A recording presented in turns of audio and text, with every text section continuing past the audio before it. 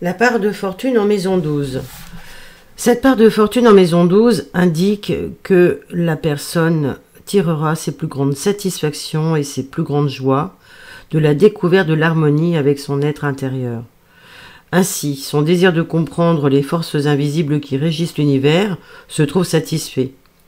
Le soi est même en fait le même pour toute la création, et donc de cette réalité découlent tous les particularismes. La part de fortune en maison 12 offre à l'individu l'opportunité de découvrir l'unité de ses réalités, différentes en l'apparence, et l'authenticité de l'existence d'une réalité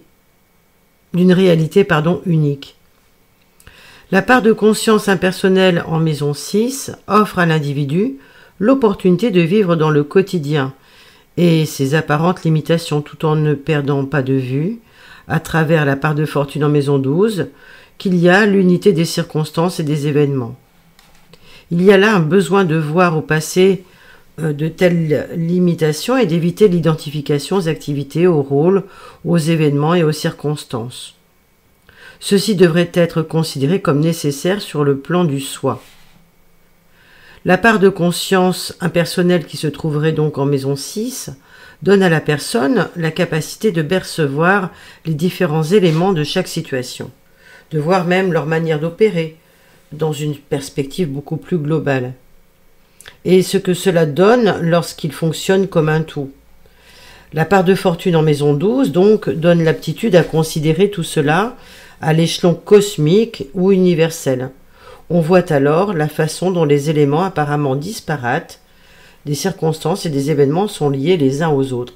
C'est vraiment la vision la vision globale des situations, la vision de l'unité en fait. Ainsi, toutes les attitudes négatives des associés, par exemple, peuvent être dépassées si l'on réalise que les situations négatives augmentent lorsque l'on cherche égoïstement à n'expérimenter que les positives.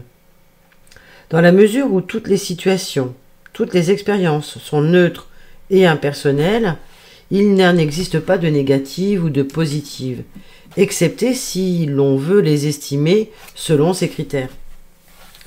Alors, cette manière de voir représente l'attitude correcte à adopter sur l'axe 6-12. Ici, Schulman nous ajoute que les pouvoirs mercuriens d'observation et les pouvoirs neptuniens de compassion, donc d'amour et d'intériorité, s'allient pour transcender les expériences ordinaires de la vie. Ainsi, les événements, les sentiments, les idées transitoires sont ainsi vus pour ce qu'ils sont, et l'expérience de la vie s'en trouve approfondie, élargie, libérée des apparences du monde extérieur.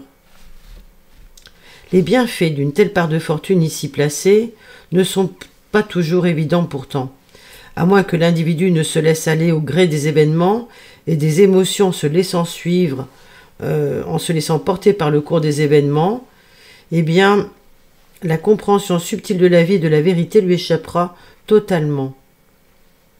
L'idée ici, c'est de fournir un certain sens du service, de la compassion en rapport avec les maisons 6 et 12. Et il n'est pas réellement forcément bien compris cet axe-là, par la plupart d'entre nous. Généralement, nous n'en percevons la dimension que dans l'expérience limitée de son propre service, de son travail. Mais il existe pourtant bien un aspect beaucoup plus large, beaucoup plus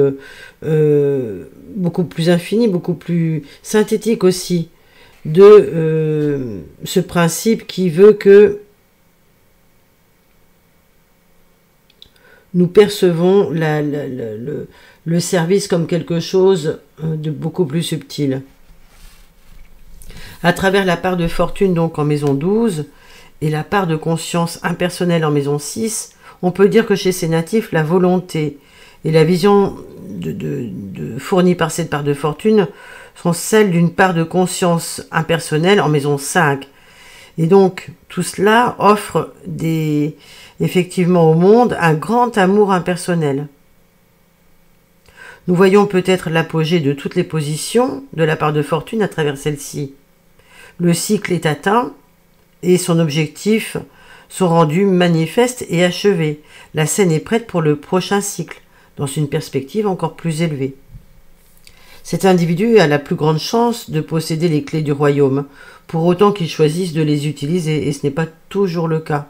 Des périodes de silence, de méditation, de solitude sont importantes pour reprendre des forces et aider à se souvenir des grandes vérités de la vie, de la nature. Cette position est très particulière dans la mesure où elle promet à l'individu un rapprochement avec Dieu. La compréhension des expériences du monde extérieur amènera l'être à percevoir donc la beauté divine qui est propre à chaque vie. En s'ouvrant au ressenti de l'essence de toute chose, on se rapproche de la source véritablement intérieure. Alors on glisse dans un courant limpide et l'on baigne dans la lumière intérieure, disponible pour chacun. L'individu ne doit pas bloquer sa nature infinie en se percevant lui et sa vie dans des limites finies. Il doit vraiment répandre ses bienfaits pour rencontrer les bonnes choses de sa vie. Il s'agira surtout d'échapper à la prison intérieure dans laquelle on peut s'enfermer, dans laquelle on voit l'expérience de la vie d'une façon très raccourcie, si j'ose dire. Voilà, la 12e maison, elle est là pour transcender, tout en donnant à l'individu l'opportunité de savoir que son âme est libre, d'une part, et que tout est un, en fait, et qu'il appartient au plus grand tout. Alors, quelle grande joie peut-on avoir que celle d'atteindre un tel niveau de conscience, un tel niveau d'unité? Quel est le plus grand sentiment d'accomplissement humain, en tant qu'homme, que l'homme peut avoir aujourd'hui? Voilà comment termine l'auteur, Martin Schulman. Merci pour vos commentaires. Si vous avez vous-même des impressions, observé des choses sur votre part de fortune en maison 12 notamment. Merci pour vos partages, pour vos likes, et puis pour vous abonner à cette chaîne si cela n'est pas déjà fait.